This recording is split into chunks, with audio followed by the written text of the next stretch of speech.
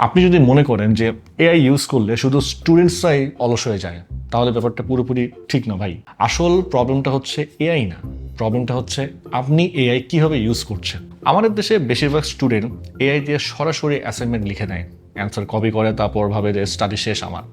কিন্তু যারা টপার লেভেলের মানে খুব ব্রিলিয়ান্ট স্টুডেন্ট, তারা এআইকে শর্টকাট হিসেবে না বরং একজন পার্সোনাল টিউটর হিসেবে ইউজ করে। আর আজকে আমি দেখাবো কিভাবে এআই, বিশেষ করে নোটবুক এলএম ব্যবহার করে আপনি পুরো স্টাডি প্রসেসটাই অনেক স্মার্ট করতে পারবেন। লেকচারের আগের প্র্যাকটিস থেকে স্টার্ট করে একদম এক্সামের আগের রিভিশন পর্যন্ত সব কিছু দেখাবো। ধরুন আগামীকাল আপনার একটা ক্লাস আছে।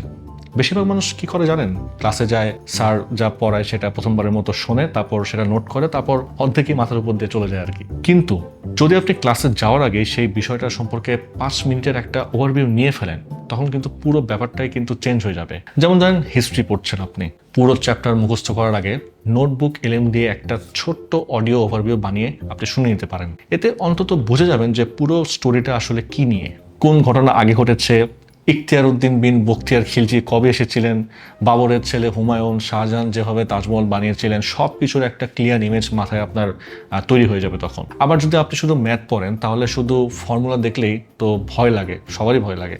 কিন্তু যদি এআই আগে আপনাকে সেটা বুঝিয়ে দেয় যে এই ফর্মুলা আসলে কেন এসেছে, বাস্তবে কোথায় ব্যবহার করা হয়, তখন বিষয়টা কিন্তু আপনার কাছে আরও ইজি লাগবে। আগে কনসেপ্ট দেন ফর্মুলা, এই অর্ডারটা কিন্তু সবথেকে বেশি কার্যকরী। ফিজিক্সের ক্ষেত্রেও সেম ব্যাপার। অনেক সময় বই পড়ে কিছুই বোঝা যায় না, কিন্তু একটা ছোট্ট এক্সপ্লেনার ভিডিও বা ভিজুয়াল ওভারভিউ দেখলে সেটা মুহূর্তের মধ্যে আমাদের মাথায় সেটা ক্যাপচার করে ফেলে। কারণ ফিজিক্স শুধু ইকুয়েশন না, এটা চারপাশে পৃথিবীকে বোঝার একটা ল্যাঙ্গুয়েজ। আর বায়োলজির কথা বললে তো এখানে আরও বেশি পরিমাণের ভিজুয়ালাইজেশন দরকার। শুধু বইয়ের পিকচার দেখে সেল ডিভিশন বা ডিএনএ রেপ্লিকেশন বোঝা অনেক টাফ। আগে আমরা কত পড়ছি, মুখস্থ করছি।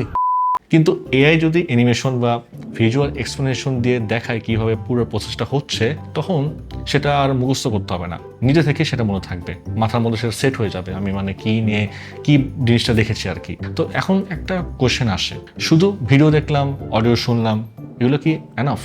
একদমই না। কারণ প্যাসিভ লার্নিং খুব বেশি সময় কাজ করে না। আপনি ভিডিও চালিয়ে রেখে মোবাইল স্ক্রল করলেও ভিডিও চলবে, কিন্তু মাথায় কিছু ঢুকবে না আপনার। তাই আমি একটা কাজ অলওয়েজ করি, যেটা বুঝতে পারছি না সেটা সঙ্গে সঙ্গে নোট করে রাখি। প্রশ্নটা যতই ছোট হোক, যতই ইউজলেস হোক, সেটা আমি নোট করে রাখি অথবা লিখে রাখি। যেমন এই ফর্মুলা কেন প্রয়োজন, অথবা এই ঘটনাটা আগে নাকি পরে ঘটেছে, কিংবা এই প্রসেসটা এমন হলো কেন। এই প্রশ্নগুলো কিন্তু আপনার ব্রেনকে অ্যাক্টিভ করে দেয়। কারণ তখন আপনি শুধু ইনফরমেশন কনজিউম করছেন না, বরং আপনি অ্যান্সার করছেন। আর মানুষ যখন অ্যান্সার খুঁজতে স্টার্ট করে, তখনই আসল লার্নিংটা স্টার্ট হয়ে যায়। এরপর যখন ক্লাসে যাবেন, একটা জিনিস সবসময় করবেন, সেটা হচ্ছে সব কিছু লিখে নেওয়ার চেষ্টা আপনি কখনোই করবেন না। অনেকে কিন্তু ক্লাসে বসে স্যারের প্রত্যেকটা ওয়ার্ড লিখতে অনেক বিজি হয়ে যায়, ফলে কোনো কিছু সময় পায় না।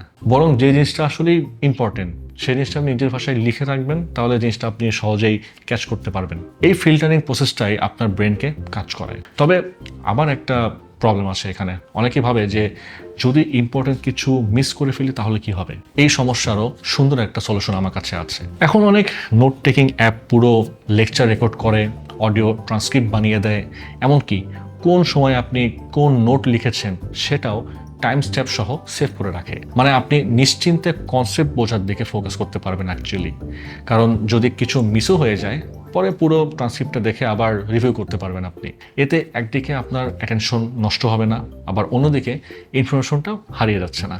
এখন পর্যন্ত আপনি টপিক সম্পর্কে মোটামুটি একটা ধারণা পেয়ে গেছেন। এবার আসল কাজ স্টার্ট। অ্যান্ড এখান থেকে স্টার্ট হয়ে যাচ্ছে একটা জিনিস মুখস্থ করে পড়া, আরেকটা হচ্ছে যে সত্যি সত্যি বুঝে পড়ার মধ্যে যে ডিফারেন্সটা সেটা। একটা চ্যাপ্টার যদি শত শত ইনফরমেশন দিয়ে ভরে থাকে, তাহলে সেগুলোকে আপনি মাথায় এলোমেলোভাবে রাখলে কোনো আসলে লাভই হবে না।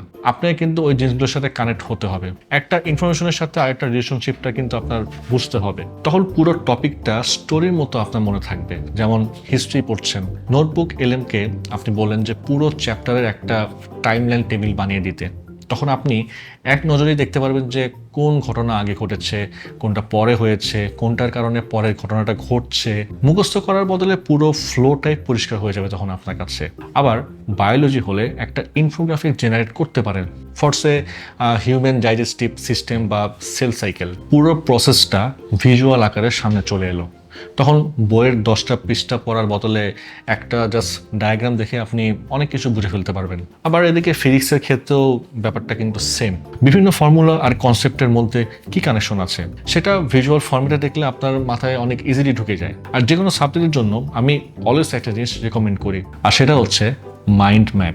নোটবুক এলএম কিন্তু কয়েক সেকেন্ডেই একটা মাইন্ড ম্যাপ বানিয়ে দিতে পারে। এটা পুরো চ্যাপ্টারের একটা হায়ারার্কি দেখায়, কোনটা মেইন টপিক, কোনটা সাব টপিক, কোনটা আবার তার নিচের কনসেপ্ট। তবে একটা কথা বলি, এআই দিয়ে মাইন্ড ম্যাপ বানানো ভালো, কিন্তু নিজের হাতে মাইন্ড ম্যাপটা বানালে কিন্তু সেটা আরও বেস্ট হয়। কারণ যখন আপনি নিজে একটা কনসেপ্টের সঙ্গে আরেকটা কনসেপ্ট কানেক্ট করবেন, তখন আপনার ব্রেন আসলে নতুন নিউরাল কানেকশন ক্রিয়েট করবে, আর এই কানেকশনই পরে এক্সামের সময় অ্যান্সার রিকল করতে আপনাকে হেল্প করবে। ধরুন হিস্ট্রিতে একটা ঘটনার কজ থেকে ইফেক্ট কানেক্ট করলেন, বায়োলজিতে একটা অর্গানের সঙ্গে আরেকটা অর্গানের রিলেশনশিপ দেখালেন, ম্যাথে একই ধরনের প্রবলেম এক গ্রুপে রাখলেন, ফিজিক্সে একই প্রিন্সিপাল দিয়ে সলভ হওয়ার প্রবলেমগুলো একসাথে রাখলেন। এই ছোট্ট ছোট্ট কাজগুলোই আসলে ডিপ আন্ডারস্ট্যান্ডিং ক্রিয়েট করে। তো এরপর আসে সবচেয়ে ইম্পর্টেন্ট স্টেপ, নিজের উইক স্পট খুঁজে বের করা। অনেকে ভাবে আমি তো পড়েই ফেলছি, কিন্তু সত্যি কথা হচ্ছে যে আপনি কোথায় ভুল করছেন সেটা না জানলে ইমপ্রুভমেন্টও কিন্তু হবে না।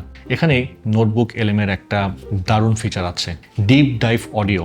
এখানে আপনি এআই এর সাথে একদম মানুষের মতো কনভারসেশন করতে পারবেন। ধরুন এআই বলল যে ফুড সারপ্লাস থেকে সোশ্যাল হায়ারার্কি তৈরি হয়েছে, আপনি সঙ্গে সঙ্গে আস্ক করলেন কিন্তু কেন? এআই আবার আপনাকে এক্সপ্লেন করলো, তারপর আপনি আবার কোয়েশ্চেন করলেন, তার আগে তো সবাই সমান ছিল, তাহলে কিছু মানুষ ধনী হলো কি হবে? আবার নতুন এক্সপ্লেনেশন। মানে যতক্ষণ না আপনার পুরো বিষয়টা ক্লিয়ার হচ্ছে ততক্ষণ হোয়াই কোশ্চেন করতে পারবেন আপনি। আর আরেকটা মজার ব্যাপার হচ্ছে যে এই হোয়াই কোয়েশ্চেনই লার্নিংয়ের সবচেয়ে পাওয়ারফুল টেকনিক। কারণ মুখস্থ করা ব্রেন খুব ফাস্ট ভুলে যায়, কিন্তু যেটার কারণ বোঝে সেটা অনেক দিন মনে রাখে। ধরুন আপনি বায়োলজি পড়ছেন, আপনি আস্ক করলেন সুগারের মধ্যে কার্বন থাকে কেন? এআই শুধু অ্যান্সারই দেবে না, স্টেপ বাই স্টেপ এক্সপ্লেন করবে যে ফটোসিনথেসিস থেকে স্টার্ট করে পুরো কেমিক্যাল প্রসেসটা আর কি। আবার আপনি ফিজিক্স পড়ছেন, ধরুন আপনার মাথায় প্রশ্ন আসলো যদি আমার একটা টুইন থাকে আর সে 10 বছর ধরে অনেক স্পিডে গাড়ি চালায়, তাহলে সে কি কম বয়সী থাকবে? এই প্রশ্ন থেকে এআই আপনাকে নিয়ে যাবে আইনস্টাইনের থিওরি অফ রিলেটিভিটি পর্যন্ত। মানে একটা সিম্পল কিউরিওসিটি থেকে আপনি অনেক বড় একটা কনসেপ্ট শিখে ফেলতে পারেন এখানে। এটাই আসলে এআই এর সবচেয়ে বড় পাওয়ার। সে শুধু অ্যান্সার দেয় না, সে আপনার কিউরিওসিটিকে বাঁচিয়ে রাখে। আর একজন ভালো স্টুডেন্টের সবচেয়ে বড় কোয়ালিটি হচ্ছে কিউরিওসিটি। এখন পর্যন্ত আপনি এই বিষয়টা আশা করি বুঝেছেন। এবার দেখার পালা, সত্যি সত্যি বুঝেছেন নাকি শুধু মনে হচ্ছে আপনি বুঝেছেন। আর এটা চেক করার সব থেকে ভালো ওয়ে হচ্ছে আপনি নিজেকে পরীক্ষা করেন। নোটবুক এলএম দিয়ে একটা কুইজ জেনারেট করতে পারেন, স্লাইড বানাতে পারেন, অথবা সবচেয়ে ভালো ওয়ে হলো কাউকে পড়ানোর চেষ্টা করা। কাউকে না পেলে নিজের সামনে এক্সপ্লেন করুন। আর আপনি যদি কাউকে নাই পান তাহলে আপনি নিজের সামনে এক্সপ্লেন করুন। যেখানে আটকে যাবেন সেখানে বুঝবেন আপনার নলেজ গ্যাপ আছে। তবে একটা ভুল অনেকেই করে, সেটা হচ্ছে মাল্টিপল চয়েস কোশ্চেনে ঠিক অ্যান্সার পেলেই ভাবে যে সব শিখে ফেলেছে। আসলে সেটা রিকগনিশন লার্নিং না। চেষ্টা করুন অ্যান্সার দেখার আগে নিজের ভাষায় জিনিসটাকে এক্সপ্লেন করতে। কেন এই অ্যান্সারটা ঠিক সেটা আগে বলুন, এতে ব্রেন কিন্তু অনেক বেশি অ্যাক্টিভ থাকে। তো এরপর আসে ফ্ল্যাশ কার্ড।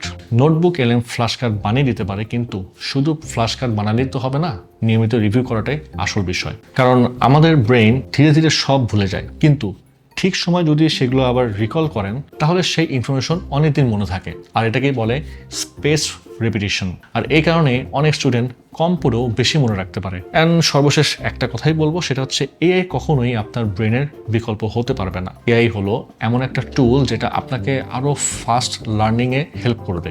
যদি শুধু কপি পেস্ট করার জন্য এআই ব্যবহার করেন তাহলে লাভের চেয়ে ক্ষতি বেশি হবে। কিন্তু যদি এআইকে নিজের পার্সোনাল টিউটর হিসেবে ব্যবহার করেন, কোশ্চেন করেন, কনসেপ্ট বোঝেন, প্র্যাকটিস করেন আর রেগুলার রিভিশন করেন, তাহলে একই সময়ে আগের চেয়ে অনেক বেশি এফিসিয়েন্টভাবে আপনি স্টাডি করতে পারবেন। তাহলে বলুন তো, আপনি এআই দিয়ে কি শুধু অ্যাসাইনমেন্ট করেন নাকি সত্যি সত্যি শেখার জন্য ব্যবহার করেন?